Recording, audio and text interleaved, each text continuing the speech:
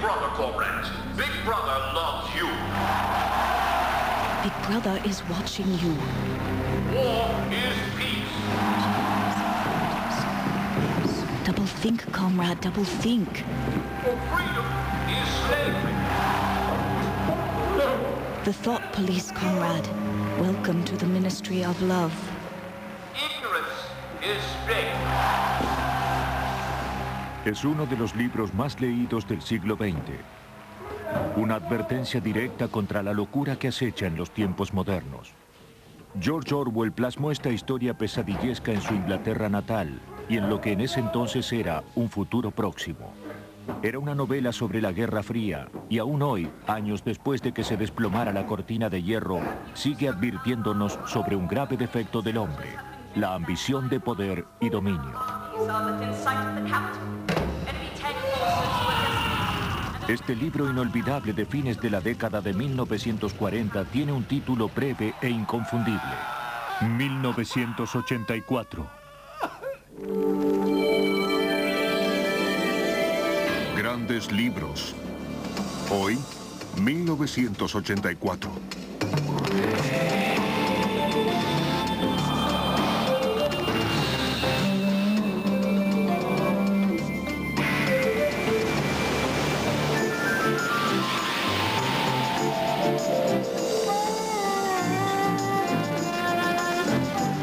Grandes libros. Era un día frío de abril y los relojes daban las 13 horas.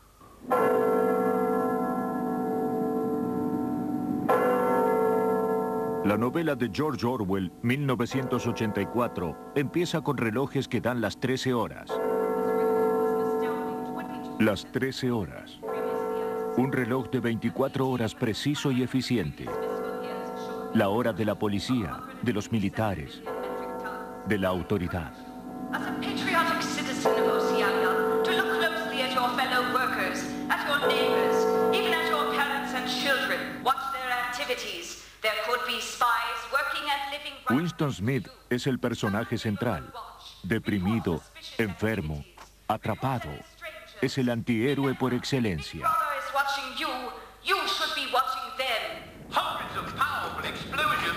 Es un integrante sin importancia del partido llamado INSOC, una sátira de Orwell sobre los socialistas ingleses que constituían un gran partido político de izquierda en Gran Bretaña en tiempos de la Segunda Guerra Mundial.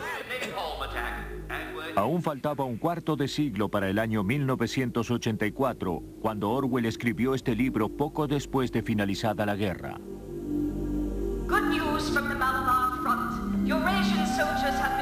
En el mundo del futuro que describía el libro, tres grandes superpotencias se habían dividido la sociedad. Inglaterra y los Estados Unidos se habían convertido en una sociedad totalitaria llamada Oceanía. La Unión Soviética era una dictadura llamada Eurasia, y China y sus aliados llevaban el nombre de Asia Oriental. Las tres superpotencias libraban una guerra interminable.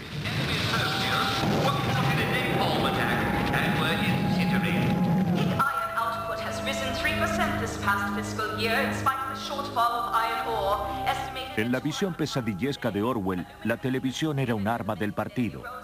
Se trataba de un dispositivo de doble función. Las telepantallas transmitían propaganda, mientras que había cámaras que espiaban a la gente las 24 horas del día y registraban sus malos pensamientos. Delinquir de pensamiento también era un delito.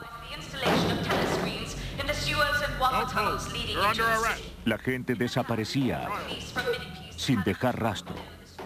Nadie se atrevía a preguntar. Al leer a Orwell, lo más terrorífico es la ausencia de toda esperanza. Cuando se entra ahí no hay forma de resistirse, no hay manera de seguir siendo una persona normal dentro de esa maquinaria. Bueno, Orwell pensaba que la guerra no había terminado en el 45 y muchos pensaban como él. ¿Se quedarían los soviéticos en la línea militar en la que accidentalmente habían terminado? Creo que la gente que ahora dice que Orwell era un militante de la Guerra Fría y que abrigaba un odio desproporcionado al comunismo, bueno, creo que les falta perspectiva histórica. Enemy of the people, Comrade Rosenblum was executed for participating in a plot to assassinate Big Brother and several cabinet members. Conrad Rosenblum's public hanging was scheduled for Saturday on the Ministry's Asbury Square scaffold. An offer of clemency was refused. Winston Smith trabaja en el ministerio del partido INSOC, el Ministerio de la Verdad.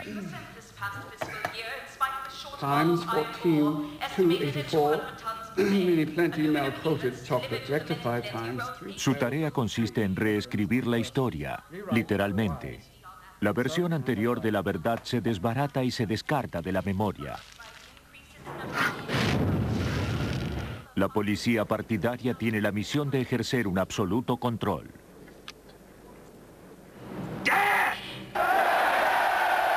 En la sociedad totalitaria que Orwell describe, están los miembros de la élite partidaria y el proletariado. El partido ignora a los proletarios y les da mala comida, mala bebida y malos libros. Los libros son tan malos que Orwell dice que son máquinas las que los escriben. Uno de los personajes principales de la novela es Julia. Orwell no se molestó en darle un apellido. Trabaja en el Departamento de Ficción, una dependencia del Ministerio de la Verdad. Se trata de una increíble vuelta de tuerca de Orwell. Julia no es escritora, es mecánica y se ocupa de las máquinas que escriben ficción pornográfica de manera automática.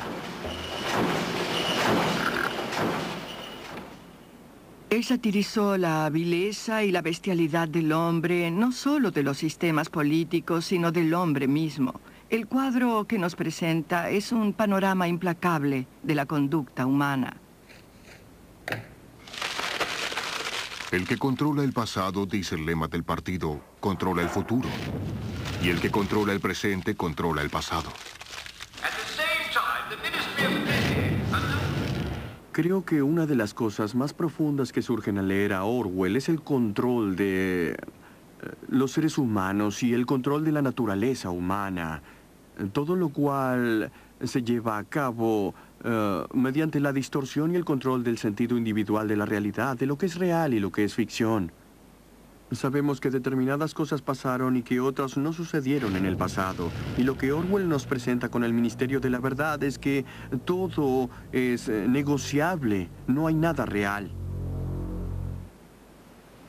En 1946, Orwell viajó a la lejana isla de Jura, más allá de la costa sudoeste de Escocia. A temprana edad había contraído tuberculosis y los ataques de la enfermedad pulmonar se estaban agravando. La isla remota y ventosa no parecía precisamente el lugar ideal que un hombre elegiría para morir. Como consecuencia del deterioro de su salud, Orwell, que habitualmente era un escritor rápido y prolífico, tardó casi 3 años en terminar 1984. Era un hombre muy puritano, no le gustaban las comodidades. No quería sentarse plácidamente ante el fuego y pasarla bien. Además, se hallaba muy lejos de cualquier hospital a pesar de encontrarse tan enfermo.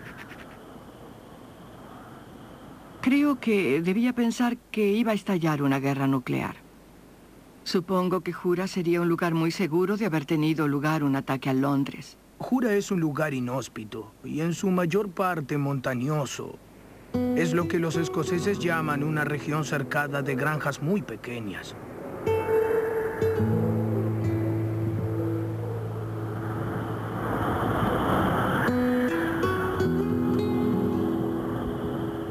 Quería estar solo.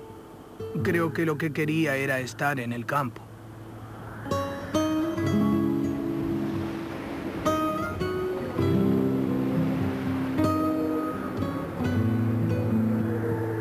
Era un lugar donde sería inmune a las interrupciones de Londres y podría dedicarse a escribir. Después de todo, a muchos escritores se les ocurre lo mismo, pero por lo general eligen el sur de Francia, donde tienen acceso por tren. George Orwell era un seudónimo. Su verdadero nombre era Eric Arthur Blair y había nacido en Bengala, India, en 1903. Su padre era un funcionario público menor de una dependencia colonial. La familia consiguió enviar al pequeño Eric a Eton, al exclusivo colegio inglés donde no se destacó especialmente por su rendimiento académico, aunque le gustaba mucho leer. Entrevisté a un anciano que había sido profesor suyo en Eton, y este lo recordaba como un alumno haragán y que perdía el tiempo. Recordaba muy bien la indignación que sentía al ver cómo Orwell desperdiciaba las oportunidades que se le ofrecían. Pero cuando le pregunté si era verdad que leía mucho, me contestó, sí, leía mucho, pero cosas que no estaban en el programa. En las décadas de 1920 y 1930, Orwell empezó a dedicarse al periodismo y al ensayo político.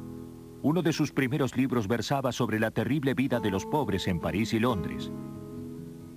Decidió no publicarlo con su nombre, Eric Blair. En lugar de ello, decidió llamarse George Orwell. Por supuesto, si se fracasa con un primer libro cuando se es joven, siempre se puede empezar con un nuevo seudónimo o recurrir al nombre verdadero.